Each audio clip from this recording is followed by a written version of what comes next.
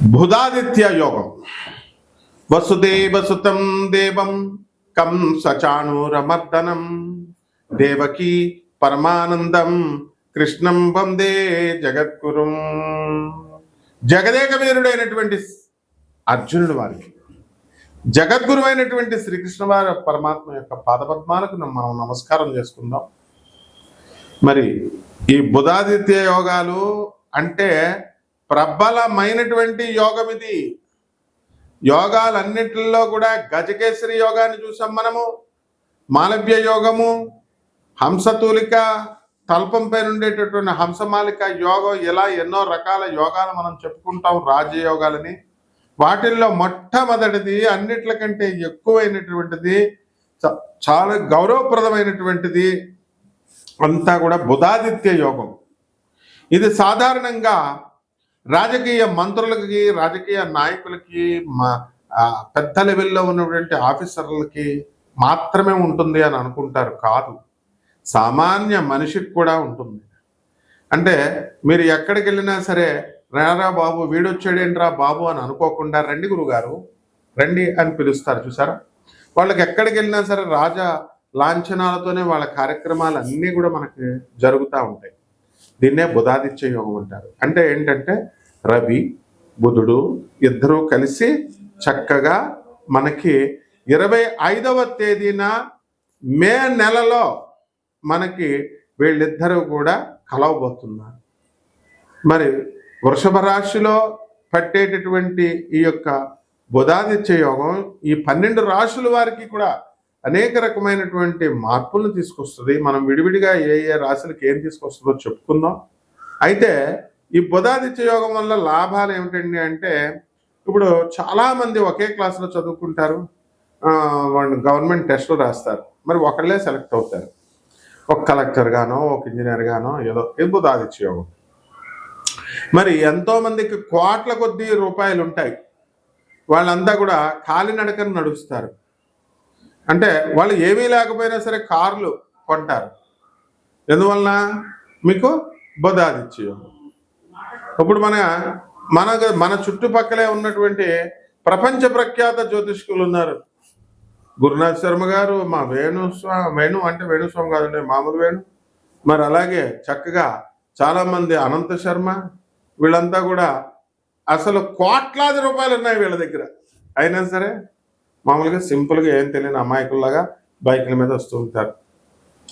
మరి ఎందువలన అంటే, అందువలన బుధాదిత్య యోగాలు ఉన్నాయి వారికి.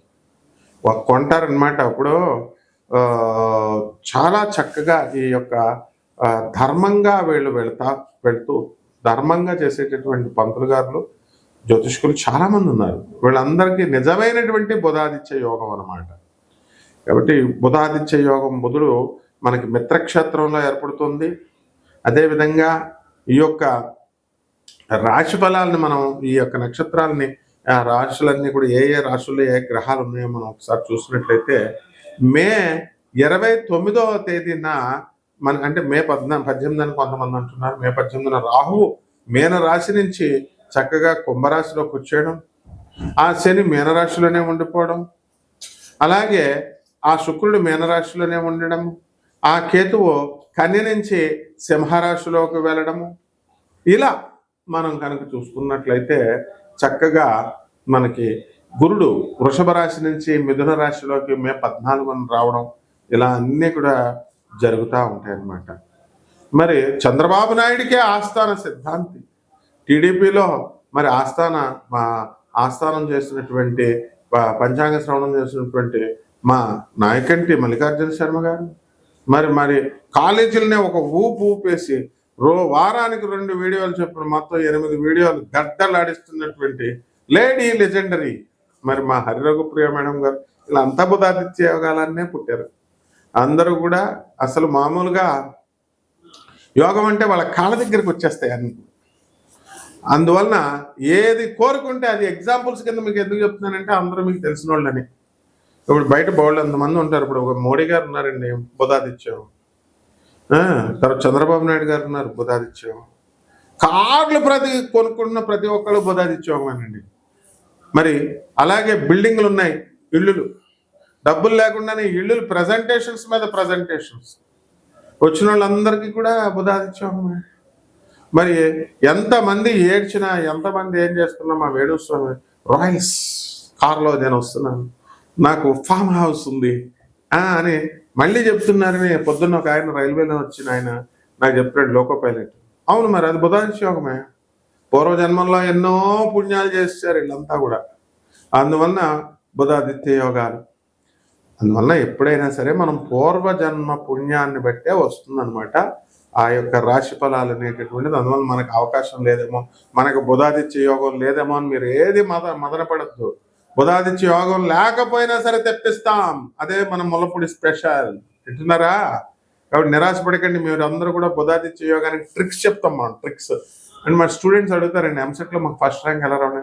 Short cuts, short term course, తక్కువ టైంలో ఐఐటీని కొట్టాలా, నీట్ కొట్టాలా. ఆ కాలంలో వడ్లమూడి రత్తయ్య గారి కాలం నుంచి మేము చెప్పుకుంటూ వస్తున్నాం. మేము స్టూడెంట్స్గా ఉన్నప్పుడే మాకు తెలియదు ఆ ఎంసెట్లో ట్రిక్స్. అట్లాగే ఈ జ్యోతిష శాస్త్రంలో మా గురుదేవులైనటువంటి మధుర కృష్ణమూర్తి శాస్త్రి గారు, మరి వారి యొక్క అనుగ్రహంతో ఎంతోమంది, మా గురుగారు అయినటువంటి ఇకిరాల వేదవ్యాస గారు ఐఏఎస్ పిహెచ్డి వారు, ఇంతమంది గురువులను మేము సేవించుకున్నాం. వాళ్ళందరి ఆశీర్వాద భిక్షతో మరి మీ అందరికీ నేను చెప్తున్నాను, కంపల్సరీ మీ అందరికీ కూడా బుధాదిత్య యోగం పట్టడానికి చక్కటి చిట్కాలు చెప్తాం. ఖర్చు లేనటువంటివి, డబ్బులు అవసరం లేనటువంటివన్నీ కూడా ఈ ముందుగా ఈ 12 రాశుల మీద ఎలా ఈ బుధాదిత్య యోగం ప్రభావం చూపిస్తుందో చూద్దాం. తులారాశి, ఈ తులారాశి వారికి మనకి ఈ బుధాదిత్య యోగం పట్టింది. అయితే అష్టమ స్థానంలో పట్టడం వల్ల మనకేమవుతుందంటే బుద్ధిమాంద్యం అనేటటువంటిది కొద్దిగా మనకి ఏర్పడుతుంది. అయితే మన యొక్క ప్రేమికులంతా కూడా మనల్ని అపార్థం చేసుకునేటటువంటి అవకాశాలు ఎక్కువగా కనబడుతున్నాయి. వాహనాలు కొంటారు, స్థలాలు కొంటారు.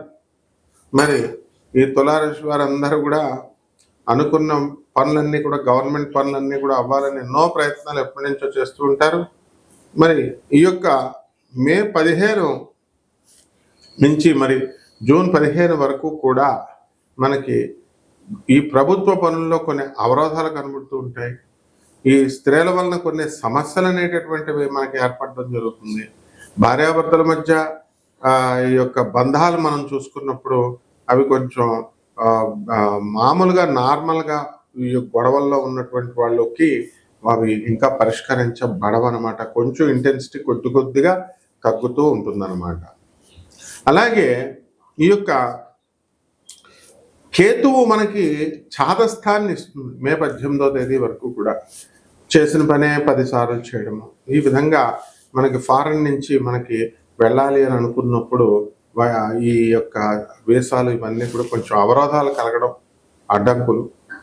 ఆ తర్వాత మనకి ఈ భక్తి ఎప్పుడు కూడా పబ్బలకి, గిబ్బలకి, ఎంజాయ్మెంట్లకి, సినిమాలకి తిరిగేటటువంటి కన్యారాశి వాళ్ళ, ఈ యొక్క తులారాశి వాళ్ళంతా కూడా మనకి భక్తి బాగా ఎక్కువై మనం ఏం చేస్తుంటాం అంటే చక్కగా గుళ్ళు, గోపురాలు, అనాథ శరణాలయాలు, ఆశ్రమాలు మనం తిరుగుతూ ఉంటాం. ఇది చాలా హర్షించదగినటువంటి విషయం ఇది.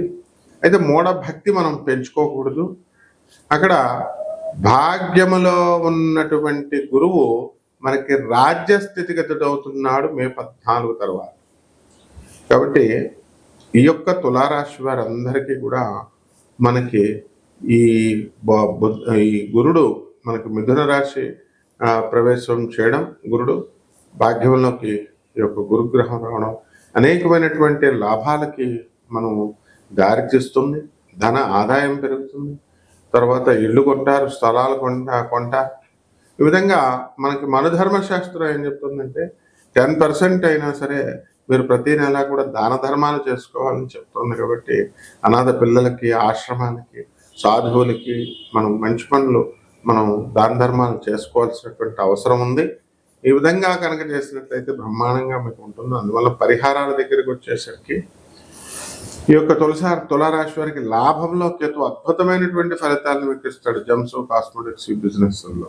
అయితే మనకి ఈ రాహు మే 18 తర్వాత బాగుండడం లేదు. అందువల్ల రాహు జపం చేయండి, రాహు స్తోత్రాలు చదవండి. రాహుకి కిలోంపావు మినుములను ఆవుపేట రంగు ఉన్నటువంటి వస్తువులను ఇచ్చే పేద బ్రాహ్మణులకి శనివారం నాడు ఉదయం 8 గంటలకి దానం చేసుకోండి. దశమహావిద్యల్లో ఒకటైనటువంటి ఈ యొక్క తారా అమ్మవారి యొక్క హోమాన్ని మీ ఇళ్లలో జరిపించుకోవడం లేదా ప్రత్యంగిర హోమాన్ని మీ ఇళ్లలో జరిపించుకోవడం ద్వారా అద్భుతమైనటువంటి ఫలితాలు మీకు లభిస్తాయి. శుభమస్తు.